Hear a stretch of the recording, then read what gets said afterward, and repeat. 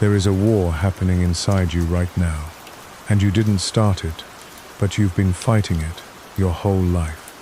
You think peace means winning that war, ending it, silencing the enemy once and for all. But here's the part nobody tells you.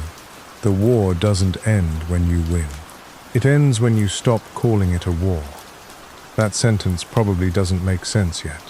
Good. Sit with that confusion for a second, because that confusion is the doorway.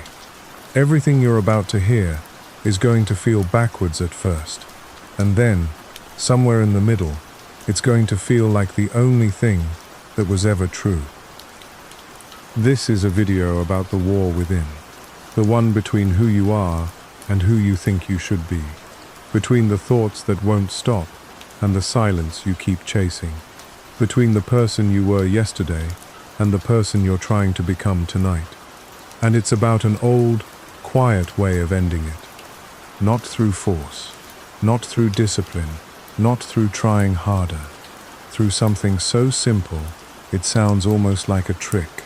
But it isn't a trick, it's just something we forgot. Let's talk about why you're so tired. Not sleepy tired, the other kind. The kind that sits behind your eyes, even after 8 hours of sleep. The kind that makes you scroll your phone at midnight, even though you know it's making things worse.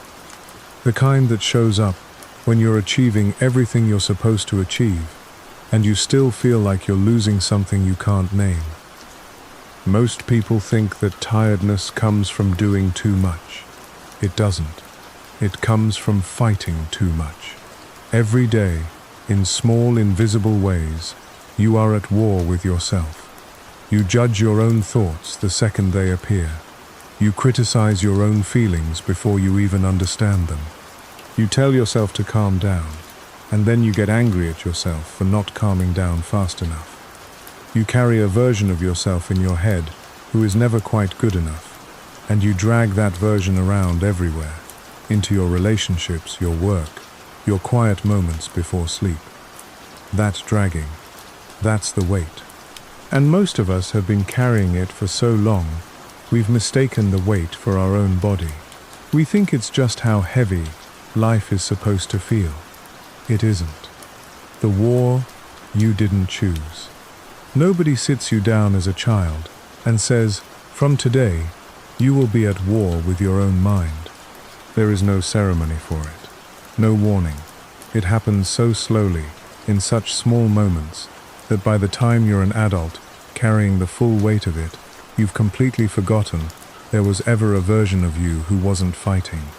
Think back, if you can, to the earliest moment you remember feeling like something about you was wrong. Not wrong in a small, forgettable way. Wrong in a way that stuck. Maybe it was a look on someone's face when you said something honest and got laughed at. Maybe it was a sentence from a parent, said in frustration, that they probably don't even remember saying, but you remember every word of it. Maybe it was simpler than that. A moment where you were told to be quiet, to sit still, to stop being so much of yourself, because you were too loud, too sensitive, too different from what the room expected. These moments don't feel like anything at the time. A child doesn't think, this is the beginning of a lifelong inner war. A child just absorbs it, files it away, moves on. But the mind doesn't forget the way we think it does. It stores these moments like bricks, and slowly, without your permission, it starts building something with them. A wall, and that wall splits you in half. On one side of the wall is the part of you that acts, that feels, that wants, that reaches for things in the world. Love, connection, expression, joy. On the other side of the wall is the part of you that watches, that judges. That decided, somewhere back in childhood, that it was safer to criticize yourself before anyone else got the chance to. This watching part convinced itself it was protecting you, and in some strange way, when you were small and powerless, it was. If you could predict the criticism before it came, you could brace for it. If you could shrink yourself before the world tried to shrink you, at least you were the one doing it. At least you had some control. But here's what nobody tells you about that inner watcher. It never learned when to stop. It kept the job long after the job was needed. You grew up. You left the room where the criticism came from. You built a life, maybe a good one, maybe one you worked hard for. And still, that voice kept watching, kept judging, kept finding new reasons to call you not enough, even in moments where, by any outside measure, you were doing just fine. This is the war. Not a war between you and other people. Not even a war between you and your circumstances. A war between the self who lives and the self who judges the living. And like any war that's gone on for years, it doesn't feel like a war anymore. It feels like personality. It feels like just who you are. You don't say, I am currently at war with myself. You say, I'm just hard on myself. I just overthink. I'm just anxious. I'm just like this. The war has camouflaged itself as identity, and this is exactly why it's so exhausting to live inside. A war you can name, you can eventually end. A war disguised as your own personality is a war you don't even know you're allowed to leave. Old teachers, long before modern therapy rooms existed, understood something crucial about this internal conflict. They saw that the mind, left untrained, doesn't naturally rest. It naturally grips. It naturally searches for threats, even internal ones, even imagined ones, because somewhere deep in its wiring, it believes vigilance equals safety. And so it turns that same vigilance inward, scanning your own thoughts and feelings for danger, treating your own sadness like an intruder, treating your own anger like a stranger that needs to be silenced immediately. But here's the tragic part of this design. The mind cannot tell the difference between a real external threat and an internal thought it has decided to treat as one. So when you have a moment of doubt, a flash of grief, a wave of shame, the same alarm system fires as if a wild animal just stepped into the room. Your body tenses, your breath shortens.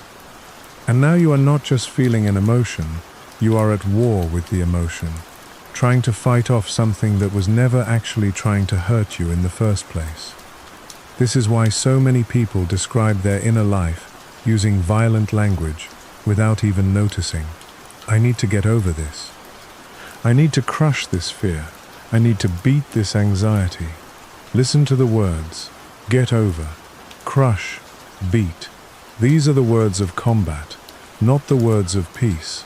And if your relationship with your own mind is built entirely on combat language, is it any wonder you feel tired all the time? You're not tired from living. You're tired from fighting a war you never agreed to enter, using weapons that were handed to you before you were even old enough to say no. The good news, if there is good news this early in the teaching, is this.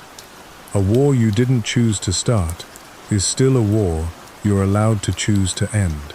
Ending it doesn't require winning it. In fact, this is the exact trap that keeps people stuck for decades. They think peace will come once they finally defeat the inner critic, finally silence the anxious voice, finally win the argument with their own mind.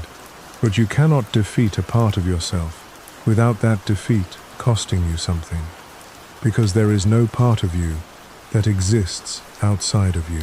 When you attack the inner critic, you are still attacking yourself. You've just changed which side is currently holding the sword. The old path, the one this video is slowly walking you toward, doesn't ask you to win the war. It asks you to recognize you were never actually required to fight it. That the watching part of you, the part that judges, was born out of fear, not malice. It was a young, frightened strategy that made sense once in a much smaller life, in a much more vulnerable body. It doesn't need to be destroyed.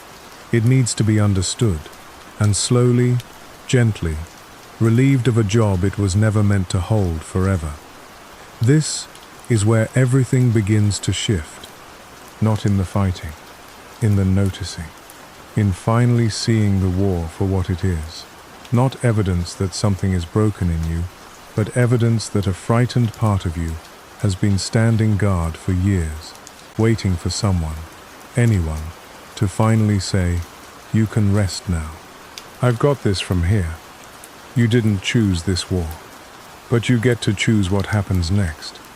It helps to remember that the watcher inside you, the part that judges and criticizes, was never actually your enemy, even though it has often felt like one. It formed as a kind of early warning system, built by a younger version of you, who didn't yet have the tools to handle pain any other way. When you were small, you couldn't leave difficult situations. You couldn't reason your way out of an unfair moment, or explain to an adult why their words landed the way they did. So your mind did the only thing it could do with the resources it had. It adapted. It built a system designed to predict pain before it arrived, hoping prediction might soften the blow. That system worked, in its limited way, for a while. It just never learned when to retire. This is why compassion, not aggression, is the thing that finally softens a war like this. You cannot bully a frightened young part of yourself into standing down. You can only show it, slowly, patiently, over time, that the environment has changed, that the vigilance it once needed to survive isn't required in the same way anymore. This takes repetition. It takes small moments of choosing curiosity over criticism, again and again, until the old system starts to trust that it's finally safe to lower its guard. Notice, too, how this war shows up differently, depending on the day. Some days the inner critic is loud, relentless, picking apart every small mistake.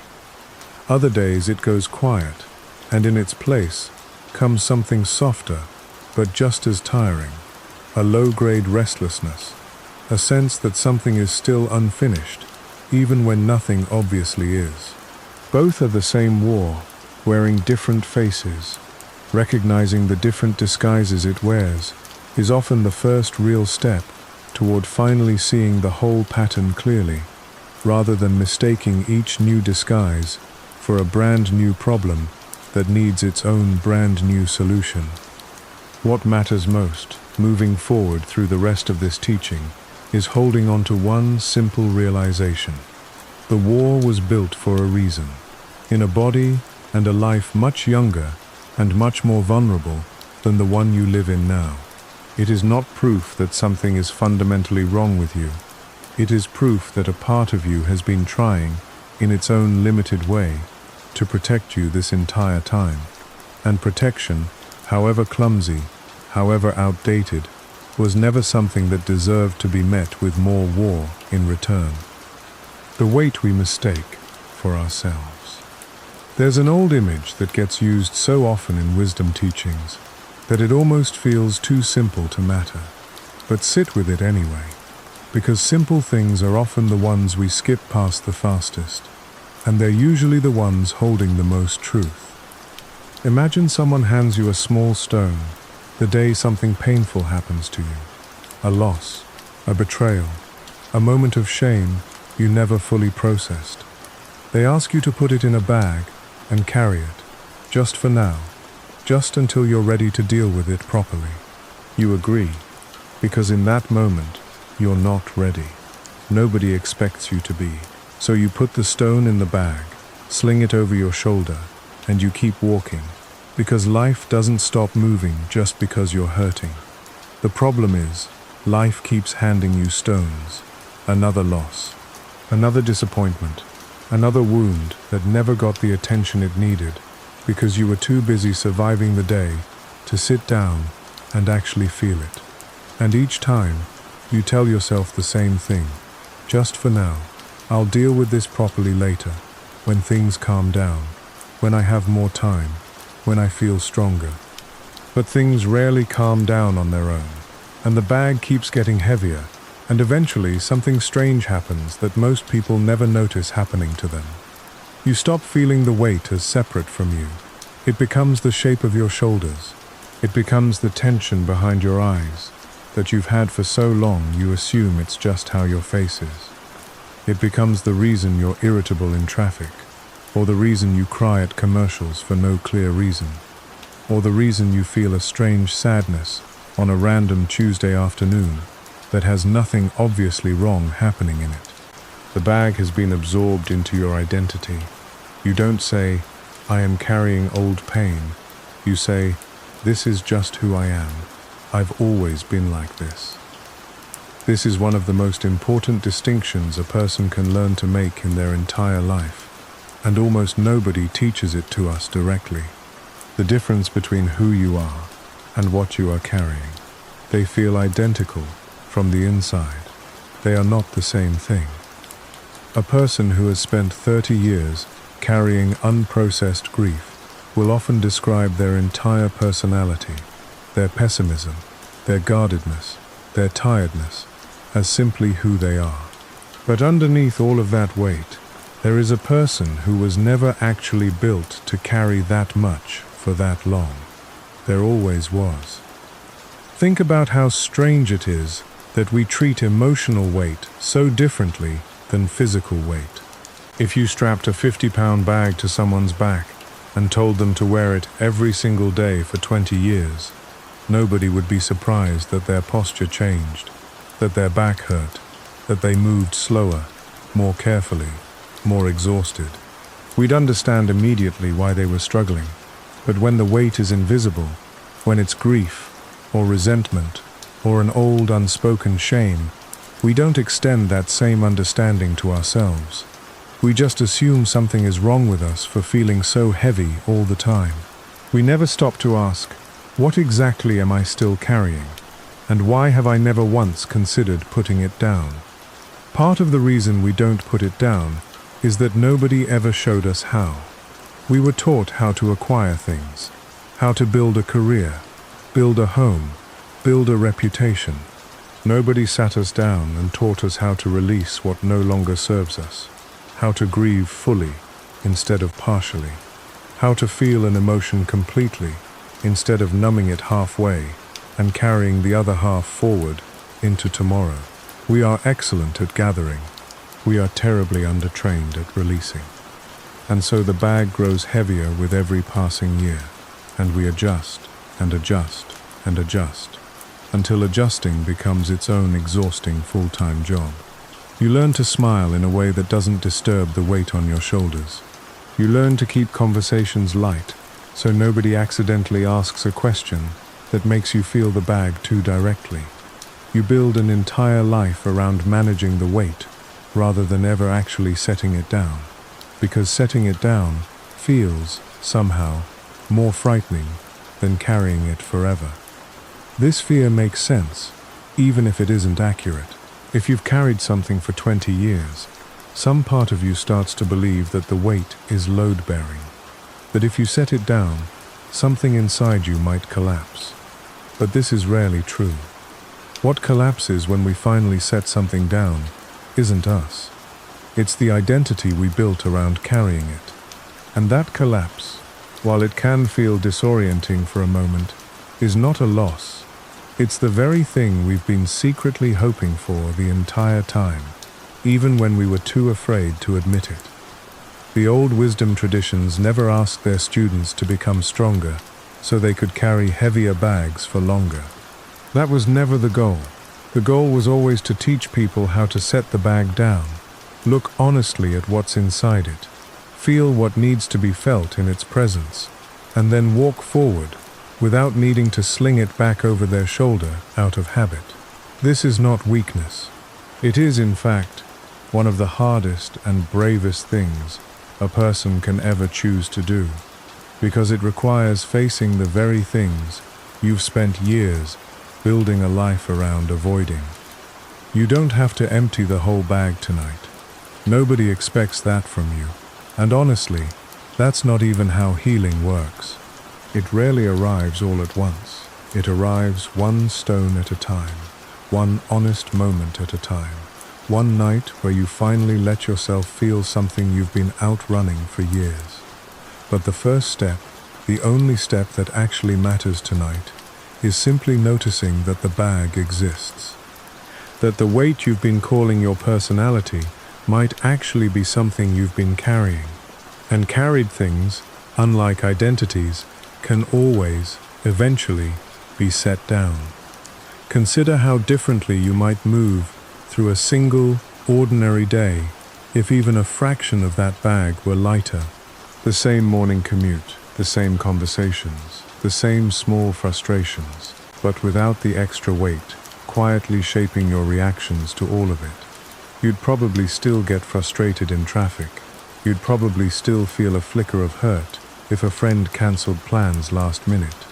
But the intensity of those reactions would likely soften, because so much of what makes small moments feel unbearably heavy isn't actually the moment itself. It's the old weight the moment happens to brush against on its way past. This is often why two people can go through what looks like the identical difficulty and respond in completely different ways. One snaps immediately, overwhelmed far beyond what the situation seems to call for. The other stays relatively steady, feels the difficulty, but isn't knocked over by it. The difference usually isn't strength, or willpower, or even temperament. It's the size of the bag each person happens to be carrying underneath the moment. A person carrying decades of unprocessed weight will feel even small difficulties as unbearably heavy, not because they're weaker, but because the new difficulty lands directly on top of everything already there. This is worth sitting with, because it removes a layer of self-blame that so many people quietly carry alongside everything else. If you find yourself reacting more intensely than a situation seems to warrant, it rarely means something is wrong with you. It usually means an old stone in the bag just got bumped, and the reaction you're feeling belongs, at least partly, to something far older than the moment currently in front of you. Setting the bag down doesn't happen through willpower, and it definitely doesn't happen by pretending the stones were never there in the first place. It happens slowly, one honest moment at a time. One night where you finally let yourself feel something instead of rushing past it. Tonight doesn't have to be the night everything gets released. It only has to be the night you finally admit, honestly, that the bag exists and that you were never actually meant to carry it forever. The voice that never stops talking. There is a voice inside your head right now. It has probably been narrating this entire video. Maybe it agreed with something a moment ago. Maybe it argued with something else. Maybe right now, it's commenting on the fact that you're being told there's a voice, wondering if that's true, wondering if it applies to you specifically, or if you're somehow the exception to everything being described here. That reaction, that very commentary, is the voice doing exactly what it always does. Talking, explaining, judging, narrating your life back to you in real time, as if you couldn't possibly live it without a constant soundtrack of commentary running underneath. This voice has been with you for so long that you've probably never questioned whether it's actually you, or whether it's something you've simply been mistaking for you your entire life. It sounds like your voice. It uses your memories, your fears, your specific way of phrasing things. It knows exactly which old wounds to poke and exactly which insecurities to whisper about at 3 a.m. when you're trying to sleep. Of course it feels like you. It was built from your own experiences, layered together over years, running on autopilot, long before you were old enough to consciously choose any of it. But here is something worth sitting with slowly, because it tends to land differently depending on how ready a person is to hear it. If you can notice the voice, you cannot be only the voice. Something in you is aware of the thoughts passing through your mind. Something in you can observe the anxious spiral, the self-criticism, the endless replaying of old conversations, and that observing presence is not the same thing as the noise it's observing. There is a you underneath the commentary, a quieter, steadier, older you that has been there the entire time, watching the voice run its endless loop, patient in a way the voice itself has never once managed to be. Old wisdom traditions have a beautiful way of describing this relationship. They compare the mind to weather and awareness itself to the sky. Storms come, clouds gather, sometimes thick enough to block out everything else, and it can feel, in those moments, like the storm is all there is, like it will last forever, like there is no sky above it at all. But the sky was never actually gone, it was simply covered. The storm passes, as storms always eventually do, and the sky remains exactly as vast and exactly as untouched as it was before the clouds arrived. You are the sky. The anxious thoughts, the self-doubt, the looping worries, these are the weather. Real, yes. Worth acknowledging, yes. But temporary, and never actually capable of damaging the sky they pass through. Most people spend their entire lives believing they are the storm. This single misunderstanding is responsible for more suffering than almost anything else discussed in this video. When you believe you are the storm, every anxious thought feels like evidence of who you fundamentally are. Every wave of shame feels permanent, identity-defining, inescapable. But when you begin to recognize, even just slightly, even just for a few seconds at a time, that you are the one watching the storm, rather than the storm itself, something remarkable starts to happen. The thoughts lose some of their grip, not because you fought them, not because you argued them into submission, but because you finally stopped confusing yourself with them. This shift doesn't happen from reading about it once. It happens through repeated small moments of noticing, spread out over weeks, months, sometimes years. The next time you catch yourself spiraling into worry, try, just gently, to notice that you are noticing. Not fighting the worry, not telling yourself to stop worrying, which almost never works and usually makes things louder. Just quietly observing, there is a worried thought happening right now, and I am the one aware of it happening. That tiny shift in language, from I am worried to I am noticing worry, creates just enough space for something in you to breathe. This is not about becoming a person who never has difficult thoughts again. That's not a realistic goal, and honestly, it was never the goal of any real wisdom tradition either. The goal was never a silent mind. The goal was a mind you no longer mistake for the entirety of who you are. A storm can move through the sky as violently as it wants. It never once changes what the sky fundamentally is. There's a reason this voice never stops talking, by the way, and it's worth understanding, because understanding it makes it far easier to hold with compassion instead of frustration. The voice believes, somewhere in its outdated programming, that if it stops narrating, stops predicting, stops preparing you for every possible outcome, something terrible will happen. It thinks its constant commentary is keeping you safe. In a strange way, parts of it once were, back when you were younger, more vulnerable, more in need of constant vigilance to navigate an unpredictable world. But you are not in that world anymore, and the voice, like an old employee who never got the memo that the job changed, keeps working the exact same shift it always has, whether or not it's actually needed. You don't need to silence this voice through force. You've probably already tried that, and you've probably already noticed it doesn't work, because trying to force a thought into silence only proves to the mind that the thought was important enough to fight, which makes it louder, not quieter. What actually softens the voice over time is far gentler than force. It's attention without alarm. It's listening to the voice the way you'd listen to a frightened child, talking too fast, too loud, too anxious to make full sense. Not agreeing with everything it says, but not attacking it either.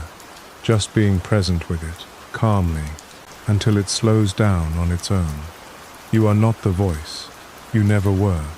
You are the quiet, aware presence that has been listening to it this entire time, patient enough to let it talk itself out, patient enough to remain long after the noise eventually settles.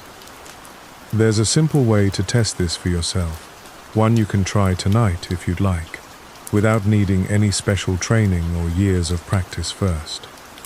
Close your eyes for a moment and simply wait to see what the next thought is. Don't try to produce one. Don't try to think of something specific. Just wait and watch. You'll notice something strange happen. There's a small gap before the next thought arrives, and in that gap, there is awareness present without any content attached to it. That awareness, bare and quiet, existing even in the absence of thought, is closer to who you actually are than any single thought that follows it.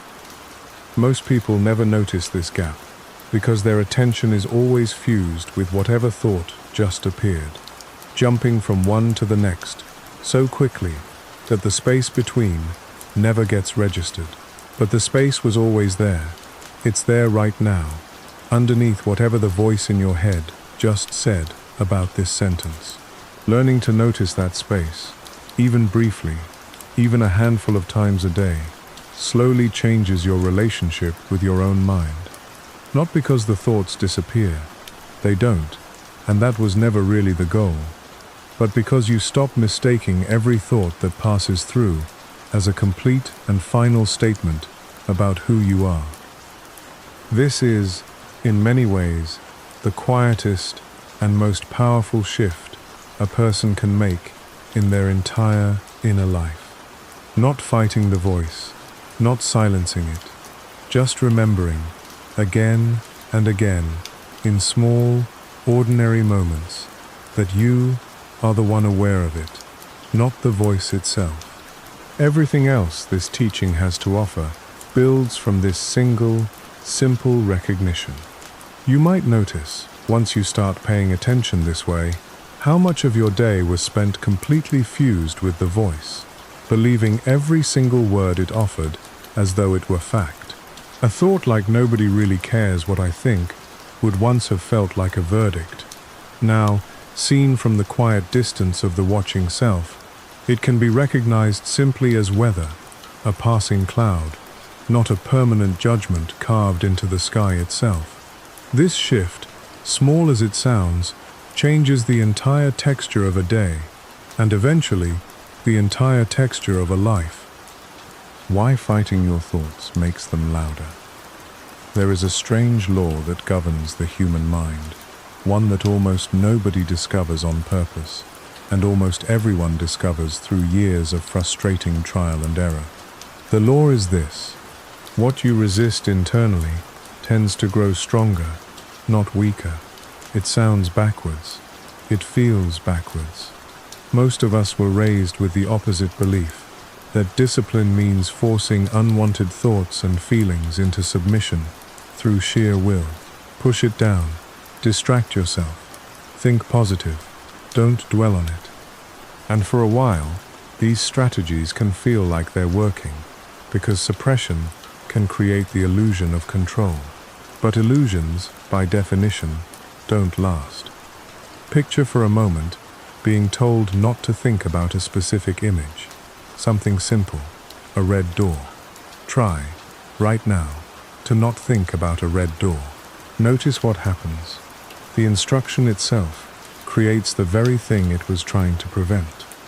Because in order to avoid thinking about something, your mind first has to locate it, which means thinking about it, which means the very act of suppression guarantees the presence of the thing you were trying to suppress.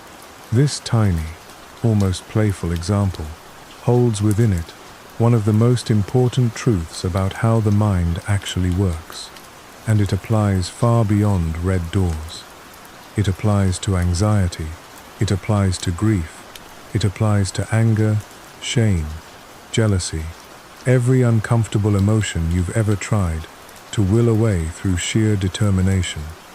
When you fight a thought, you are, in a very real sense, feeding it your attention. And attention is the currency the mind runs on. It doesn't matter whether the attention is loving or hostile. The mind doesn't distinguish. A thought that receives intense resistance receives intense energy, and intense energy, whether positive or negative, tends to strengthen whatever it's directed at.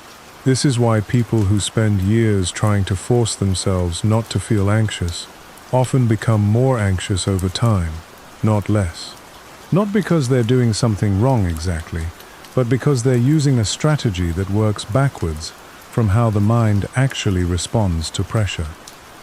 There's an old teaching, phrased almost like a riddle, that captures this perfectly. What you fight, you feed. What you watch without fighting eventually softens on its own. This sounds, on the surface, like an invitation to do nothing, to simply let unpleasant thoughts run wild, without any structure or boundary. But that's a misunderstanding of what's actually being taught here. Watching without fighting is not passivity. It's one of the most demanding disciplines a person can practice, because everything in your nervous system will scream at you to react, to fix, to control, the moment discomfort arrives. Staying present without reacting requires a kind of quiet strength that looks like nothing is happening on the outside, while everything is happening on the inside. Think about how a child having a tantrum responds to two different kinds of parents. One parent panics, yells back, tries to forcefully shut the tantrum down through pure volume and control. This almost always makes the tantrum louder and longer, because the child, sensing the parent's own dysregulation, escalates in response. The other parent stays calm, doesn't yell, doesn't panic, simply stays present, steady, unshaken, letting the child's storm move through without adding fuel to it. This second approach almost always resolves the tantrum faster, not because the parent did more, but because they did less, and in doing less, created enough stillness for the storm to run its natural course. Your mind works the same way. Your anxious thoughts, your looping worries, your sudden waves of shame, these are, in a very real sense, throwing tantrums. Not because they're malicious, but because some part of you learned, long ago, that intensity gets attention, and attention feels like safety. When you meet that intensity with more intensity, more resistance, more internal yelling, more forceful suppression, you are, without meaning to, teaching that part of your mind that tantrums work. When you meet it instead with calm, steady presence, without needing to shut it down immediately, you slowly teach it something different. You teach it that it's safe to be loud for a while, and that being loud doesn't need to be met with panic in order to eventually quiet down.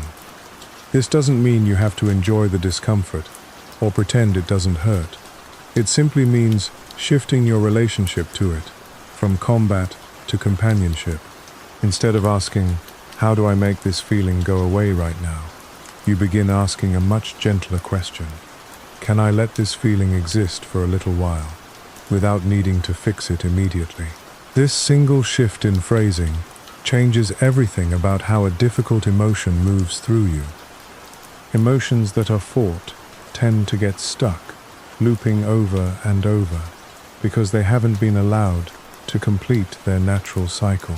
Emotions that are witnessed, even uncomfortably, even imperfectly, tend to move, shift, and eventually soften, because they were finally given the space they were always asking for.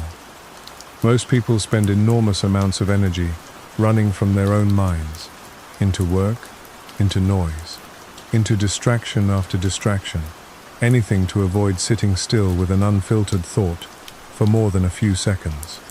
And this running feels productive, feels like progress, feels like control, but it's exhausting in a way that never quite announces itself directly. It shows up as chronic tiredness that sleep doesn't fix, It shows up as irritability that seems to come from nowhere. It shows up as a persistent sense that something underneath the surface is being avoided, even when you can't quite name what that something is. The alternative to running is not fighting harder.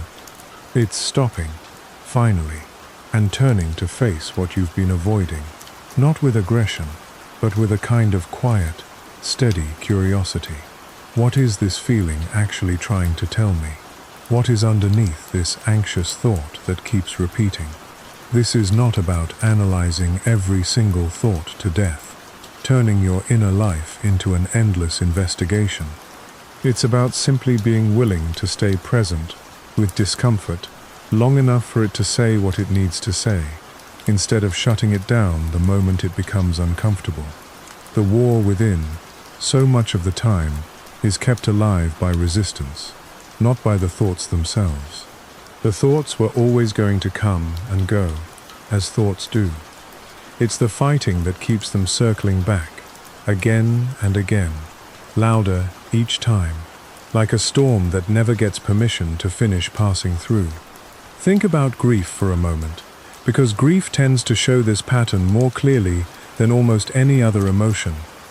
A person who allows themselves to fully feel grief, to cry when crying wants to happen, to sit with the ache without rushing to distract themselves from it, tends to move through that grief in waves. Intense at first, then gradually softer, gradually more spaced out, until eventually it becomes something the person can carry without being constantly overwhelmed by it. But a person who fights their grief, who tells themselves to be strong, to move on, to stop dwelling on it, often finds that same grief resurfacing years later, just as sharp, just as raw, because it was never actually allowed to complete its natural movement. It was paused, not processed, and paused pain has an uncanny way of waiting for permission to finish. This same pattern plays out with almost every difficult emotion, not just grief. Anger that's suppressed doesn't disappear, it leaks out sideways, in irritability, in sarcasm, in tension that shows up in the body long after the original moment has passed. Fear that's fought doesn't dissolve, it tends to generalize, spreading quietly into situations that have nothing to do with the original threat.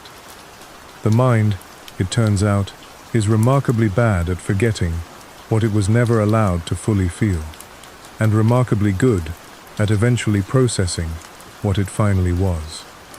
This is not a call to indulge every difficult emotion endlessly, turning every bad mood into a long, dramatic ritual. It's simply an invitation to notice the next time discomfort arrives, whether your first instinct is to fight it or to witness it, and to gently choose witnessing, even if only for a few extra seconds longer than usual.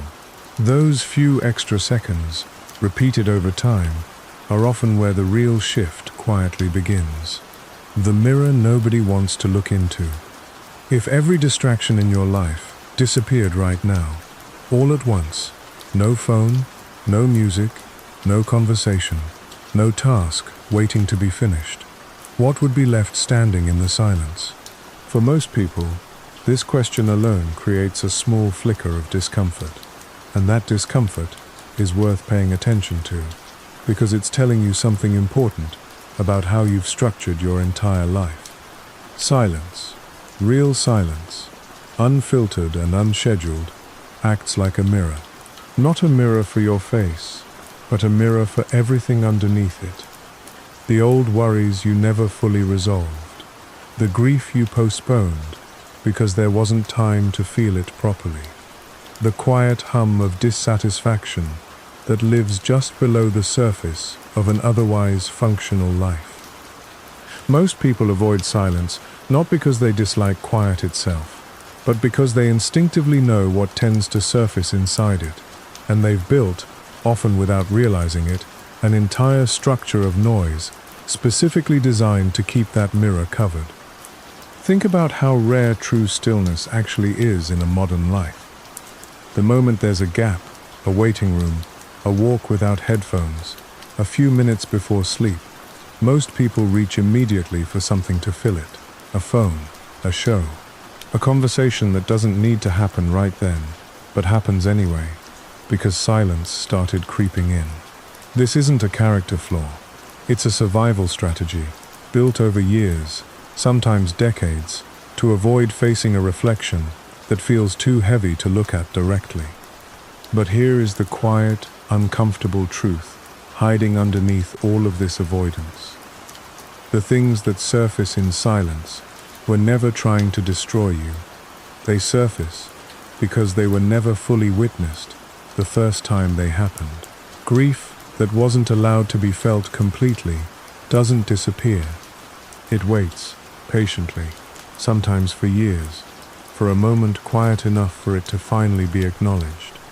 Old shame that was buried under achievement and busyness doesn't dissolve just because you got promoted, or got married, or built the life you thought would finally make you feel complete.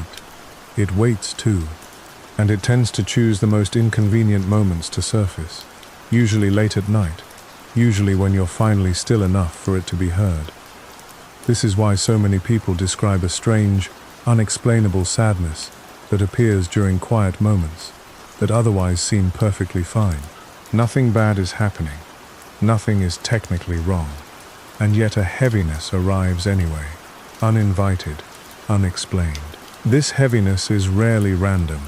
It's usually old weight, finally getting a moment, quiet enough to be noticed, finally getting the attention it's been patiently waiting for. Most people respond to this moment by reaching for noise again. Understandably, it's uncomfortable to sit with something that doesn't come with a clear explanation attached. But every time noise is used to avoid the mirror, the weight underneath gets pushed slightly further down, and slightly further down again the next time, and the next, until the distance between you and your own inner life becomes so vast that you genuinely don't know what you're feeling most of the time, only that something feels off, somewhere, without a name attached to it.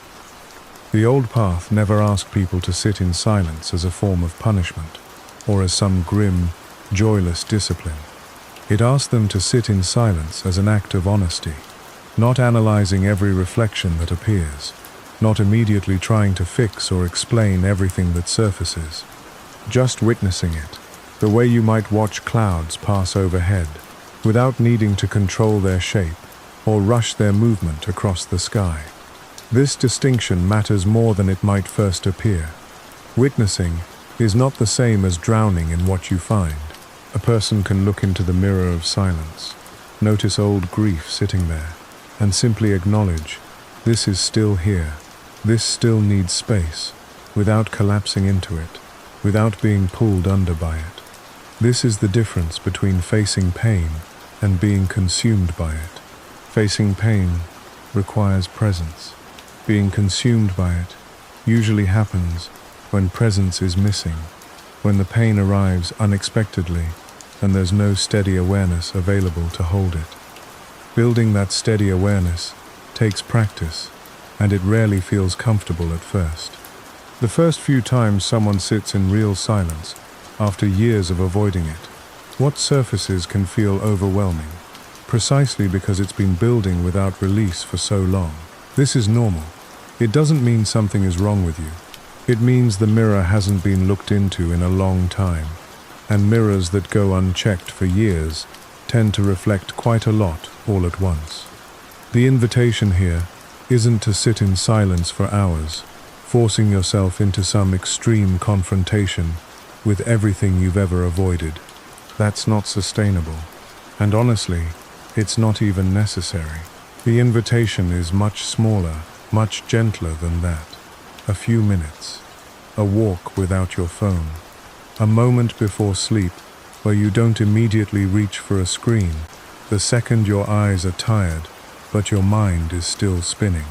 Small doses of real silence, repeated consistently, slowly rebuild your capacity to sit with your own reflection without flinching away from it. Something worth remembering, especially for anyone who finds this idea frightening. is that the mirror doesn't only reflect pain. It reflects everything you've been too busy to notice. Moments of gratitude you rushed past. A quiet strength you've built without ever acknowledging it. A version of peace that's been available the entire time, just underneath the noise you've used to avoid looking too closely at anything at all. Silence isn't only where old wounds live. It's also where the parts of you that never got a chance to speak finally get the space to be heard. Most people wait for a crisis to force this kind of reflection. A loss, a diagnosis, a relationship ending. Something loud enough to finally quiet everything else and demand attention.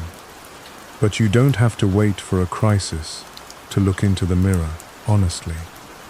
You can choose it, gently, in small moments, long before life forces the mirror in front of you without warning. Tonight, in the quiet before sleep, you don't have to solve everything that surfaces.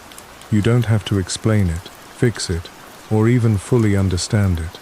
You only have to let yourself see it, without turning away, without reaching immediately for noise to cover it back up. That alone, that small act of honest witnessing, is often where the real healing quietly begins, long before you notice it happening. It's worth saying clearly that this mirror doesn't demand perfection from you. You don't have to sit in silence flawlessly, with a calm, empty mind, the very first time you try it. Most people, especially those who've avoided stillness for years, find their first attempts at silence noisy, restless, even uncomfortable. This is completely normal, and it doesn't mean you're doing it wrong. It simply means the mirror has a lot of built-up reflection to show you, and it's going to take more than one quiet evening to see all of it clearly.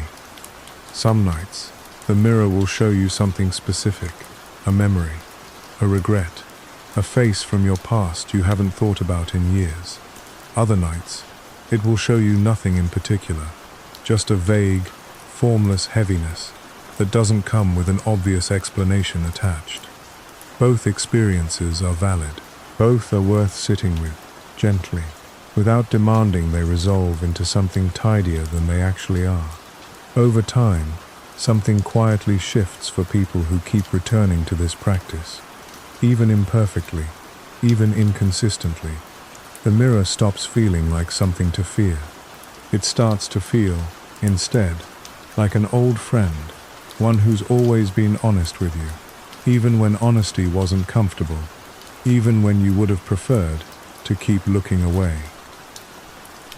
Learning to trust that friend, rather than avoiding it, is one of the quiet foundations this entire teaching is built on.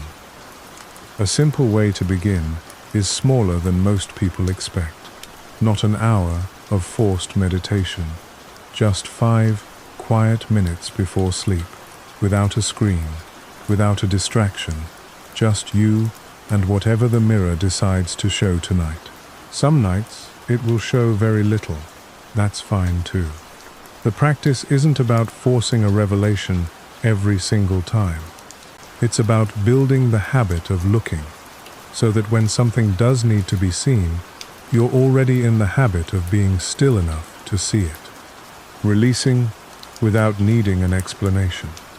There is a belief that keeps more people stuck than almost any other belief discussed in this video.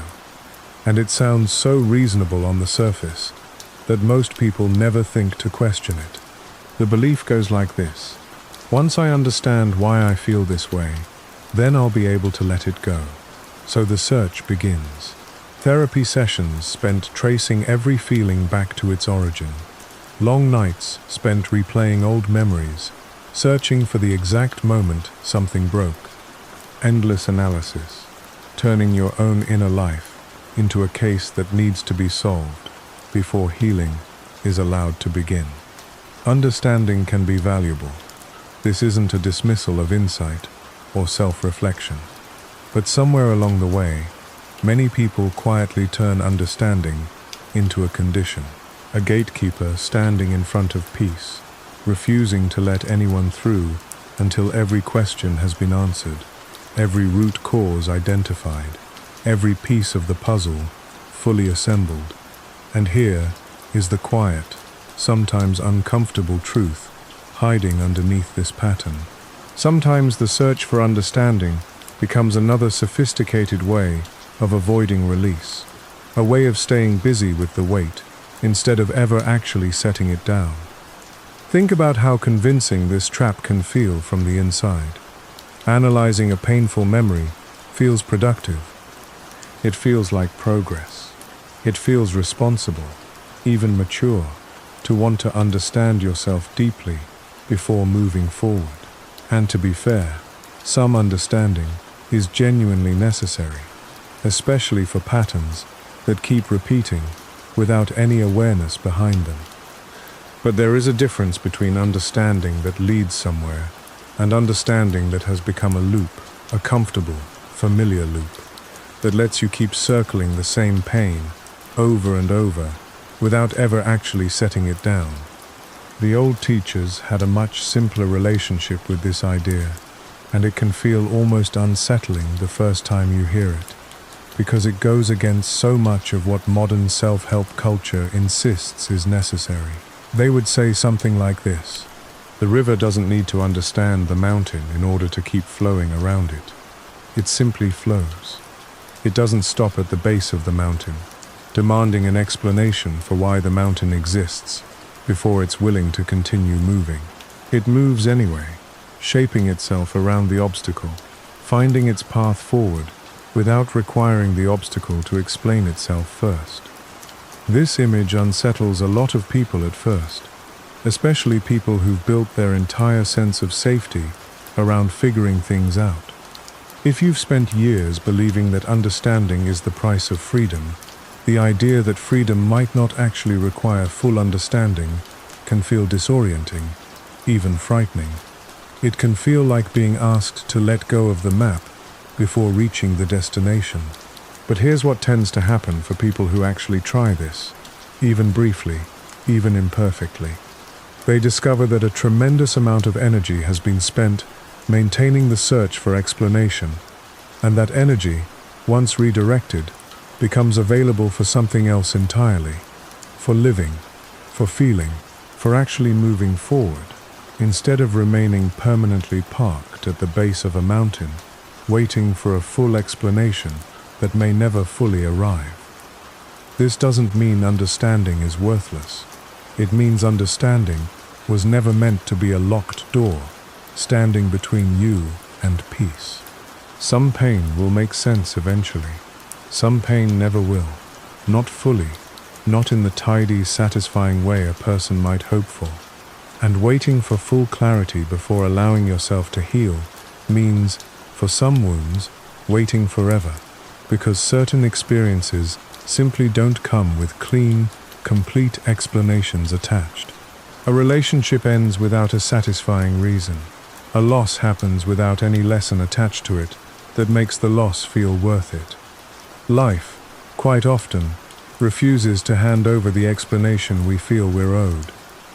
Releasing without needing an explanation doesn't mean pretending something didn't matter, or rushing past a wound before it's had a chance to be felt. It means allowing feeling and understanding to be two separate processes, rather than chaining one to the other, as if one cannot happen without the other's permission. You can feel the full weight of a loss, cry over it, honor how much it hurt, and still, eventually, set it down, even without ever fully understanding every reason behind it.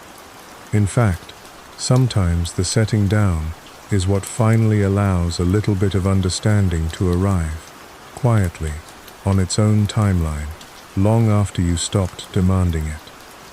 There's a kind of humility required for this, one that can feel uncomfortable for people who pride themselves on figuring things out. It means accepting that you are not always going to have a complete map of your own inner world. It means trusting that healing can happen in the presence of mystery, not only in the presence of clarity. This is a much gentler, much more forgiving way to move through pain than the exhausting demand so many of us place on ourselves, the demand that we must fully understand our own suffering before we're allowed any relief from it. Consider, for a moment, how differently this might feel in practice. Instead of asking, "Why do I still feel this way after all these years?" try asking something softer. Can I let this feeling exist right now, without needing a complete explanation attached to it? Can I feel the weight, acknowledge it honestly, and still take one small step forward anyway, even without understanding every thread that led here? This isn't avoidance. Avoidance runs from feeling entirely. This is something different. This is feeling fully, while releasing the requirement that feeling must be accompanied by a perfectly assembled explanation before any relief is allowed. Some of the heaviest weight people carry isn't the original pain itself. It's the decades spent circling that pain, analyzing it from every possible angle, waiting for an explanation clear enough to finally grant permission to move on. That permission was never actually required. It was a belief, absorbed somewhere along the way, that healing has a prerequisite, a test that must be passed first. But healing rarely waits for perfect conditions. It tends to arrive the moment a person finally stops demanding them and simply, quietly, chooses to set the weight down anyway. There's a quiet kind of freedom hidden inside this idea, one that often takes people by surprise the first time they actually feel it, rather than just think about it. It's the freedom of no longer needing your own life story to make perfect sense before you're allowed to feel okay. So many people carry an unspoken belief that peace is only available to those whose pain has a clear beginning, middle, and satisfying resolution, like a story with a tidy ending. But real life rarely works that way. Most pain arrives without a clean explanation and leaves without a clean resolution too. And waiting for either before allowing yourself to heal means waiting, potentially, forever. Letting go of the requirement for explanation doesn't mean giving up on ever understanding yourself. It simply means understanding becomes a companion to healing, rather than a gatekeeper standing in front of it. Some clarity may arrive later, quietly, once the weight has already been set down, once there's enough space inside you for insight to surface on its own timeline, rather than being forced out through endless analysis. This is often how understanding actually works, arriving gently after the fact, rather than being required as a ticket for entry beforehand. If there's one thing worth carrying forward from this part of the teaching, it's this. You are allowed to release what you don't yet fully understand. You are allowed to feel lighter without a complete map explaining exactly why the weight was there in the first place. This permission, quiet as it sounds, is often the very thing that finally allows years of carried weight to be set down. Notice, too, how much lighter this makes the entire process feel once it's actually applied. Instead of a heavy, exhausting investigation that has to be completed before any relief arrives, healing becomes something you can practice today, right now, in this exact, unfinished, not fully understood state. You don't need the whole story. You only need the willingness to set down what you're already holding, even while parts of it remain a mystery. The space between stimulus and reaction. Somewhere between something happening to you and the way you respond to it, there exists a small gap. Most people never notice this gap exists at all, because the distance between event and reaction usually happens faster than conscious thought can track. Someone says something sharp, and before any real decision gets made, a wall goes up, or a sharp reply flies back out, or your entire body tenses in a way you didn't consciously choose. It feels instant. It feels automatic. It feels, in the moment, like there was never any choice involved at all. But there was a gap there. It's just been trained, over years of repetition, to close so quickly that it feels invisible. Every time you react a certain way to a certain kind of trigger, the pathway between stimulus and reaction gets a little more worn, a little more automatic. The way a trail through grass becomes a permanent path, the more feet walk across it. By adulthood, most people are walking dozens of these deeply worn trails every single day, reacting instantly to old triggers, using patterns that were built decades ago, often in completely different circumstances than the ones currently in front of them. This is why a comment from a coworker that seems, from the outside, fairly minor, can trigger a reaction that feels wildly disproportionate to the actual moment. It's rarely just about the comment. It's about every similar comment that came before it, stretching all the way back, sometimes to childhood, each one adding a little more depth to the same worn trail. The coworker isn't just triggering a reaction to their own words. They're accidentally stepping on a trail that was built by someone else entirely, years earlier, someone who probably isn't even in the room anymore. The old wisdom traditions placed enormous importance on this tiny gap, not because they wanted people to become emotionless or unreactive, but because they understood something crucial about where a peaceful life is actually built. It's not built in the big, dramatic decisions. Most people only face a handful of truly major decisions across an entire lifetime. A peaceful life, or a chaotic one, is built almost entirely inside thousands and thousands of tiny moments just like this one. The half second before a reaction, the brief pause, or lack of pause, before a response leaves your mouth, or shapes your posture, or floods your chest with tension. Widening this gap doesn't happen through willpower alone, and it definitely doesn't happen overnight. Willpower is a limited resource, and trying to consciously control every single reaction throughout an entire day would be exhausting in a way that collapses quickly. What actually widens the gap over time is something gentler, something built through small, repeated moments of noticing, rather than forceful control. It starts with simply becoming aware that the gap exists at all, even if, in the moment, you still react the old way. Awareness always comes before change. You cannot widen a gap you don't yet know is there. Picture a specific moment. Someone cuts you off in traffic. In the old pattern, maybe your chest tightens instantly. Your hand moves toward the horn. A sharp thought fires through your mind before you've even had time to process what actually happened. This entire sequence can unfold in less than a second. Now imagine, instead, catching even a tiny fraction of that gap. Not stopping the reaction entirely, that's an unrealistic goal for a first attempt, but simply noticing, in real time, or even a few seconds afterward, oh, there's the trail. There's the old automatic pattern running again. That noticing, small as it seems, is the entire practice. It's not about achieving perfect calm in every triggering moment.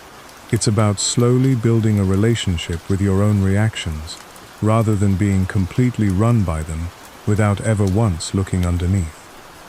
Over time, and this really does take consistent practice, something interesting begins to happen. The gap that used to be invisible starts to become, just slightly, perceptible. Not always, not in every situation, but in enough moments that a person begins to have something they never really had before, a genuine choice. Not a forced, white-knuckled restraint, but an actual moment of internal space where a different response becomes possible, simply because there was enough room to consider one. This space is where the entire practice of a peaceful inner life quietly lives.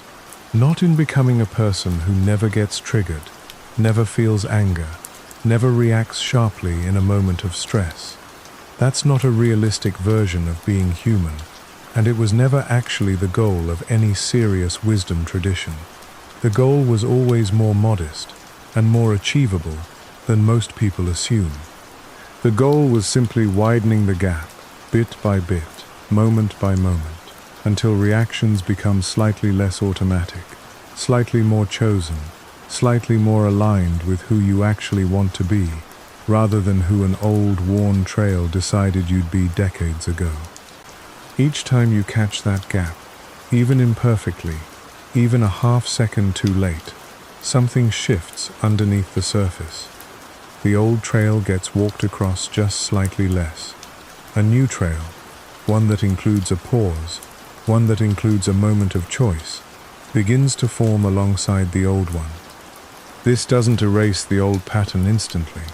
Old trails don't disappear just because a new one starts forming. But over time, with enough repetition, the new trail becomes easier to walk than the old one, and what once felt automatic and uncontrollable starts to feel, slowly, like something you actually have a say in. This matters far beyond traffic, or sharp comments from coworkers, or any of the small daily frustrations that tend to trigger old patterns. It matters because every unchecked automatic reaction adds a small amount of weight to the bag you've been carrying, the one discussed earlier in this teaching. Every time you react from an old wound instead of a present moment choice, you reinforce that wound's grip on your life just a little further.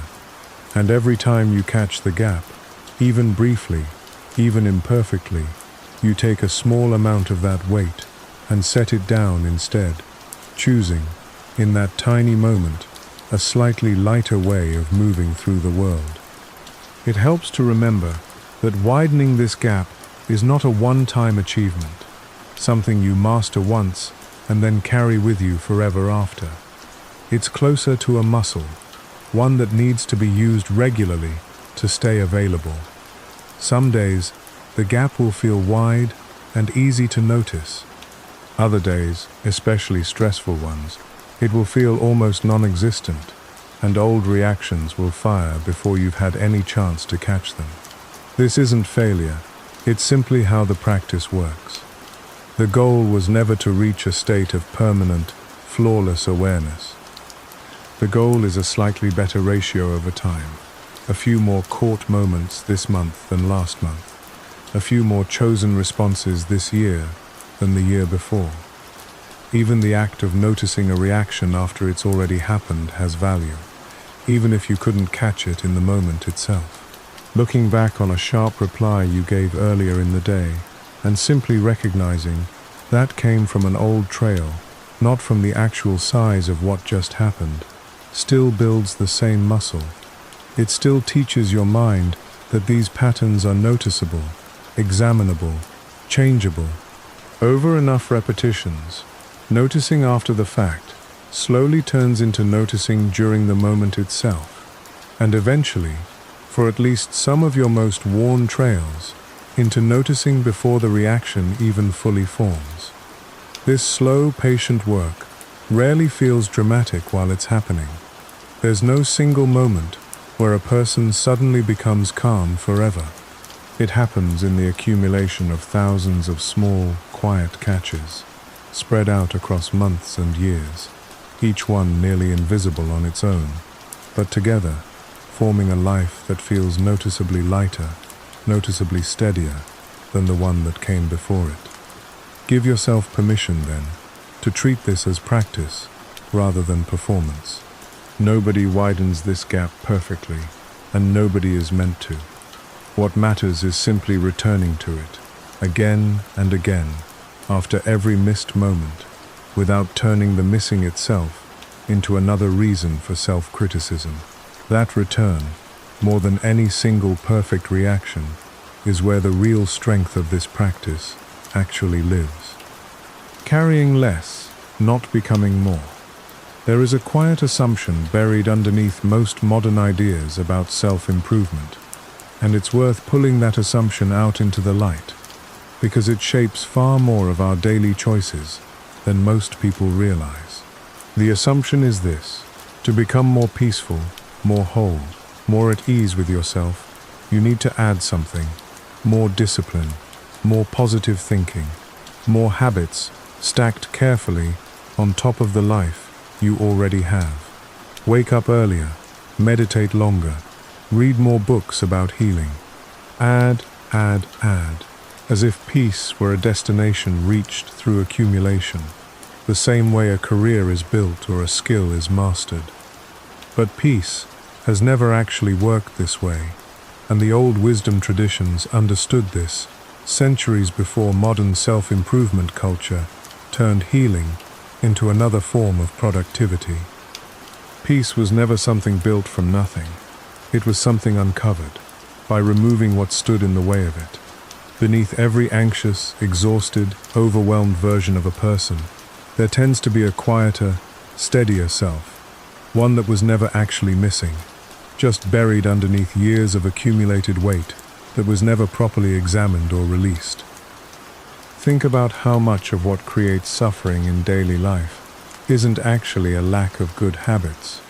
It's an excess of old, unprocessed weight that keeps getting carried forward, day after day, without ever being properly set down.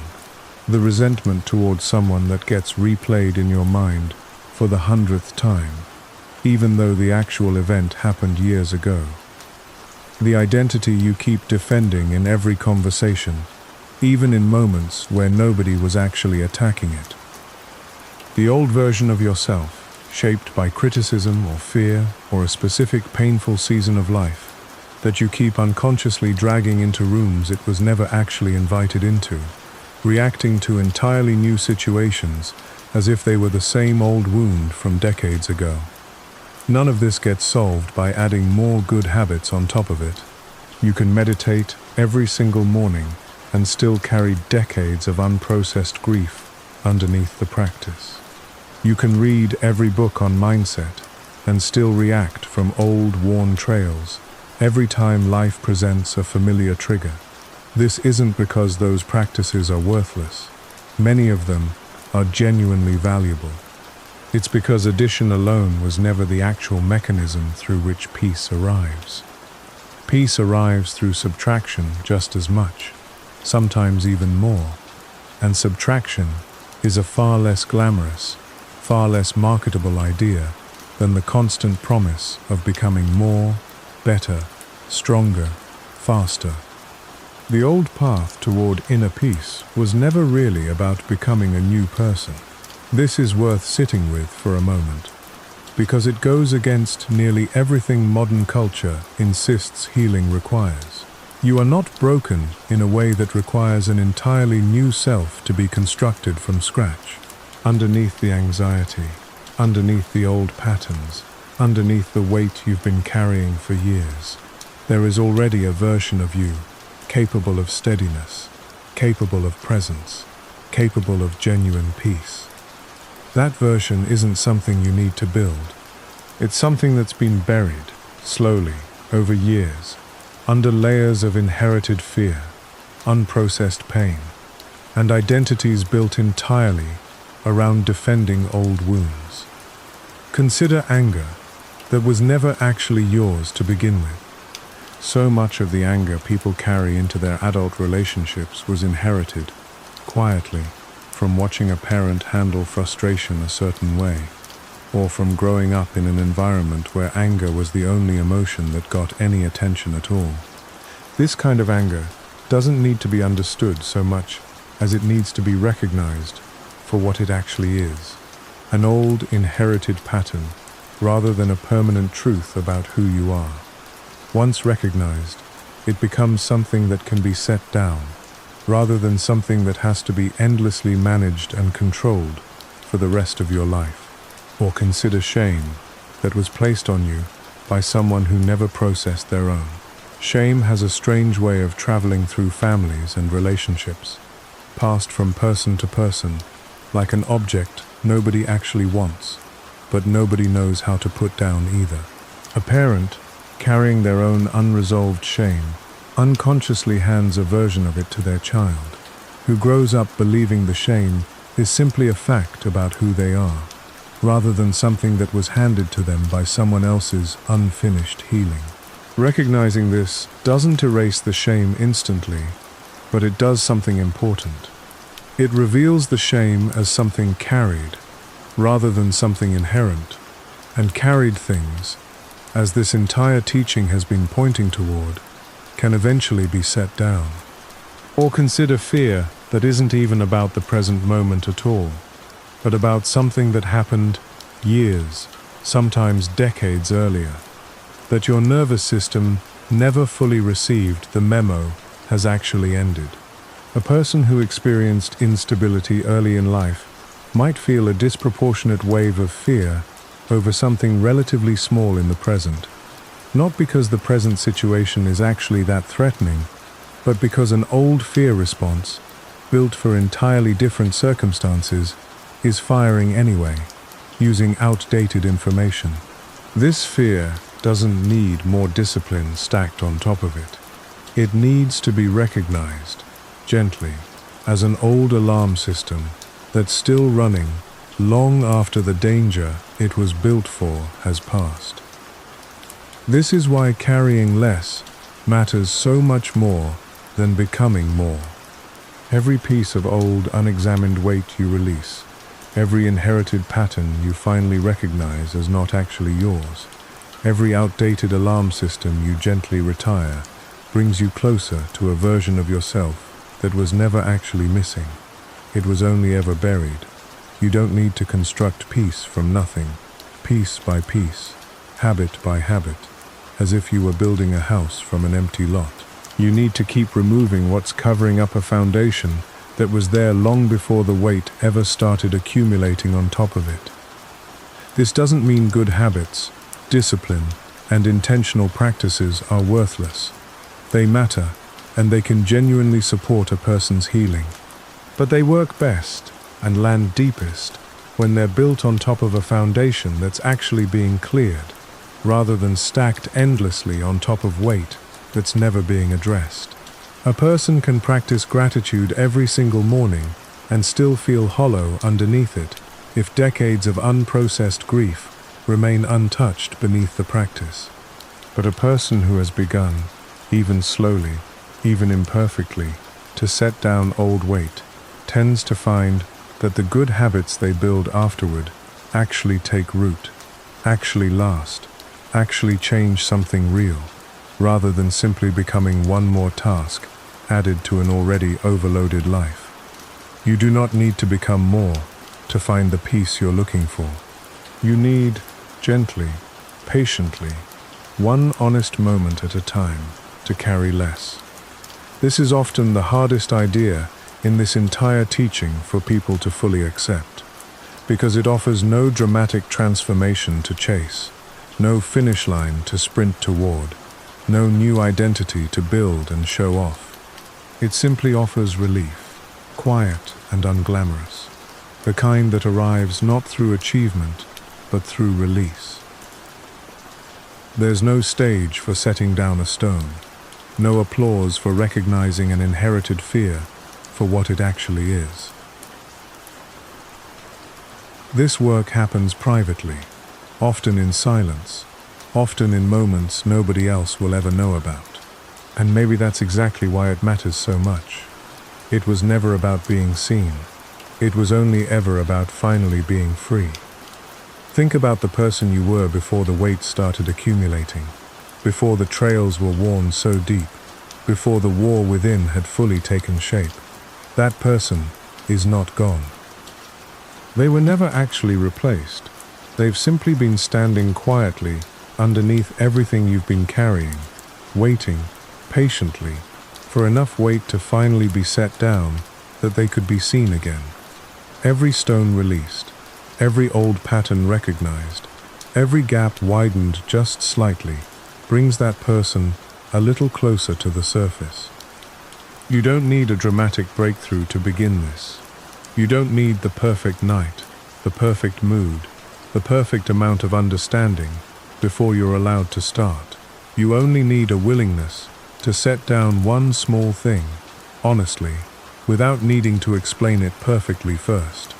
The rest tends to follow, slowly, quietly, one honest moment after another, for as long as you're willing to keep choosing it. Now here is the moment where all of this quietly comes together. The war within was never a war you were meant to win. It was a war you were meant to stop fighting. Every time you argue with your own mind, you hand it more power. Every time you witness it instead, without judgment, without needing to fix it in that exact second, you take a small stone out of the backpack you've been carrying since before you can remember. Peace was never on the other side of victory. It was on the other side of surrender. Not the kind of surrender that gives up on life, but the kind that gives up the fight against yourself. The moment you stop treating your own mind like an enemy to defeat, it stops needing to act like one. You are not the storm. You never were. You are the sky that watched the storm pass, patient enough to let it move without needing to control where it went. And maybe that's the real secret hiding underneath everything you just heard. The war ends the same way it started, quietly, not with a final battle, but with a single moment of stopping. A single breath where you finally set the weight down, look at it without flinching, and realize you were always free to walk without it. Tonight, as you close your eyes, imagine setting down everything you've been carrying, just for these next few hours. Not forever, just for now. Let the weight rest on the ground beside you, instead of on your chest. You can pick it back up tomorrow if you still need it. But tonight, you don't have to hold it. If this brought you even a little bit of peace, subscribe, because there's more of this waiting for the nights you need it most.